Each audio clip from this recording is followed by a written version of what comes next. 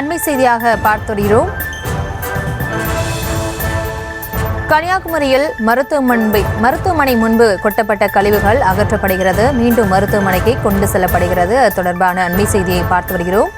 மேலும் விவரங்களோடு இணைகிறார் செய்தியாளர் ஆனந்த். வணக்கம். மேலும் விவரங்களை வழங்கலாம்.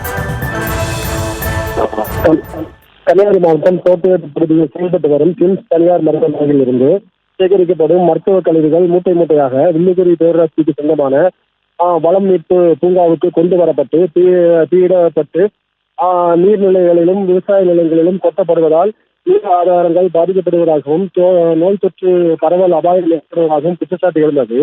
தொடர்ந்து வளம் மீட்பு பூங்காவுக்கு கொண்டு வரப்படும் மருத்துவ கழிவுகளால் விவசாய நிலங்கள் நீர்நிலைகள் மாசுபடுவதால் மருத்துவ கழிவுகளை அப்புறப்படுத்த வேண்டும் என மாவட்ட நிர்வாகம் நடவடிக்கை எடுக்க வேண்டும் என விவசாயிகள் கோரிக்கை வைத்திருந்தனர். இந்த நிலையில் இன்று மருத்துவ கழிவுகள் கொட்டப்பட்டிருந்த வளம் மீட்பு பூங்காவை முற்றுகையிட்டு பேரூராட்சி செயல் அலுவலரிடம் வாக்குவாதத்தில் ஈடுபட்ட நாம் தமிழர் கட்சியினர் மருத்துவ கழிவுகளை பேரூராட்சி ஊழியர்கள் வைத்து வாகனத்தில் ஏற்றி சம்பந்தப்பட்ட மருத்துவமனைக்கு கொண்டு சென்று மருத்துவமனை வாகனத்தில் கொட்டினர். இதனால் அங்கு பரபரப்பு ஏற்பட்ட நிலையில் பேரூராட்சி நிர்வாகம் மருத்துவ கழிவுகளை சம்பந்தப்பட்ட மருத்துவமனைக்கு அனுப்பி வைத்துள்ளதாகவும் மற்றும் மக்கும் குப்பை என ஏமாற்றி மருத்துவ கழிவுகளை அனுப்பி வைத்த மருத்துவமனை நிர்வாகம் மீது நோட்டீஸ் வழங்கப்பட்டுள்ளதாகவும் திடக்கழிவு மேலாண்மை விதிகளின்படி அபராதம் விதிக்கப்படும் எனவும் வில்லுக்குறி பேரூராட்சி செயல் தலைவர்